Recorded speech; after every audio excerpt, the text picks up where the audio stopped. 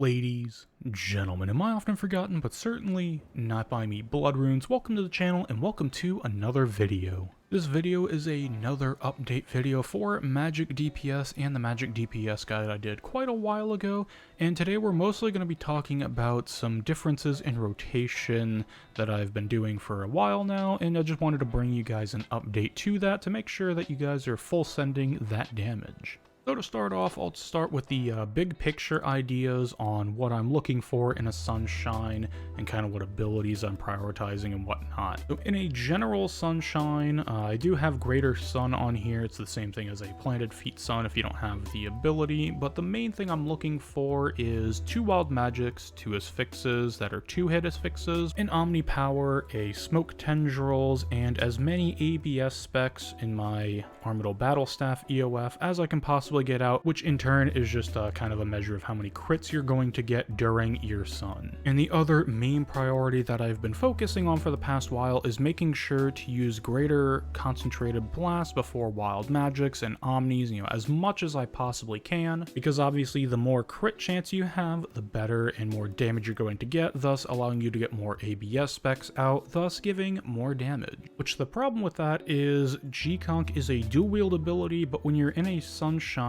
you want to have your staff equipped to get 2-hand autos out as much as possible, because as you can see, a 2-hand auto is going to hit a lot more damage compared to a main hand or an offhand auto. Now, in theory, under like a legacy mode circumstance, they're both going to do the same damage output. However, when talking specifically about FSOA, you're going to want to have a bunch of 2-hand autos going out because they're much stronger. They're not capped by any sort of time restriction or anything. You can spam as many autos as you get crits, so the more autos, the better. Now, the other thing to keep in mind is that gconc only applies to the next ability if you're still wearing dual wield. So exactly how does this work? Basically, the best way to do it is to gconc and then press the ability with your dual wield equipped. However, you swap to your staff the tick after you press the ability. So it would look something like this, where go ahead and press gconc and then hit Omni Power and swap to the staff after you press it. That way, you will get the gconc crit buff for the next ability on your Omni Power, but since the auto attacks are usually delayed with FSOA because they're still having to register on the target as a crit and then come back and then give that out as an auto, because that process, it can take a little bit of time. That gives you just enough of a window to be able to swap back over to your staff and not really lose any staff autos. In fact, this process can be lengthy enough to where if you crit on the 3rd hit of your greater concentrated blast and swap back to your staff immediately, you could in theory get a 2-hand auto off from the 3rd hit of your gconc, which I find a little bit useful in maybe the case of going over to Asphyx, because if on Asphyxiate you swap to the staff a tick later, you're just going to cancel your Asphyx because it is a channeled ability. And so with that explanation on how to gconc abilities out of the way, let's go ahead and get into an example sun rotation. So I'll have my Grim on, make sure I'm cogged up, and we'll go ahead and get started. We'll target cycle into a Sunshine. I like to gconc, D-breath, and impact, and then I go into an auto tsunami, swap over spells, hit staff spec, and go immediately into a gconc, wild magic, Asphyx for 2 hits, gconc again into my omni, and here I have enough adrenaline. I'm going to go ahead and do an ABS spec. I didn't get quite enough adrenaline there, so I'm going to go ahead and tendies, and then hit another ABS spec, into a gconc, into ABS, into a wild magic Asphyx, and then finish it off maybe with a rack and ruin into a bleed.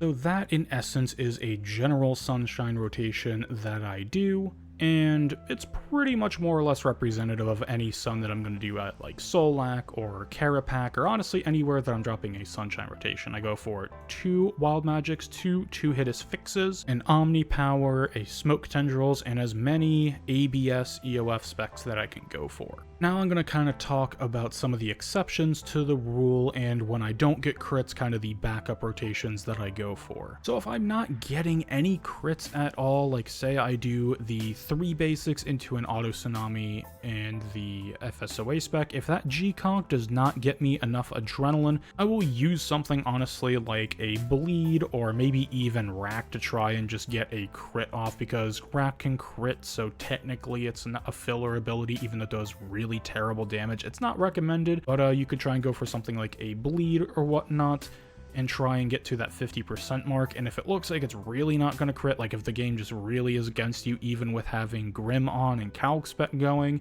you could immediately go into tendies if you really want. However, I would highly recommend just kind of using maybe a bleed and maybe a magma tempest and going for gconc again, because if you use a couple abilities after that, you'll still have enough FSOA spec to get off a wild and a 2-hit fix, and then get the second one off just at the tail end of the FSOA spec. Now, smoke tendrils is kind of the life support of Sunshine. If you get really unlucky with your crits and you're down at like 10-15% adrenaline after an ABS spec, but you still have your tendies there, that's when you can go ahead and call in that lifeline and even limitless sigil into a tendrils to then build up enough adrenaline to hopefully get some better RNG in the later half of your sun. Now, if you're getting towards the end of your Sunshine and you've been ABS spamming after all the thresholds are out, and you still have a tendies left over, like say you're in the final 8 to 7 seconds of your FSOA spec, what I would do is, even if you're at 80 to 100%, instead of keeping on spamming ABS, I would go ahead and press tendies, because smoke tendrils is the strongest magic ability currently when under FSOA spec. And it's always worthwhile to get out a tendies no matter your adrenaline at the end of your Sunshine, and then you can follow that into your wild magic and 2-hit fix afterwards. Because there's always those Sunshines that when you just keep pressing ABS EOF, you'll go down to like 75 and immediately shoot back up to 100%. You know, sometimes those happen. Just note that it is definitely worthwhile to smoke tendrils, even if you're high adren, at the tail end of your sun. Now, in between Sunshines, I typically just kind of do some standard 4-tick stuff and maybe get out a couple thresholds and maybe another omni power or something like that. However, most of the time I am currently doing a hybrid, so at that point I would go ahead and swap over to another combat style and then go for that ultimate. But hybrid damage is something I kind of want to do in a different video. Let me know down in the comments below if you would like to see some hybrid content or maybe a hybrid DPS guide in the future. However, this is a shorter format video that I wanted to get out for you guys and update the Sunshine rotation that I use and not have this like 40-minute long video explaining magic DPS. And if you like this change up in pace of video, feel free to let me know down in the comments below. But as always, I have nothing else for you here in this video, so let's go ahead and roll that outro. Ladies, gentlemen, and I did not forget about you, Blood Runes. Thank you very much for watching. I greatly appreciate the viewership as always. Have a wonderful morning, evening, afternoon, nighttime, whatever it is, wherever you are, and I will see you next time for the next video. Peace.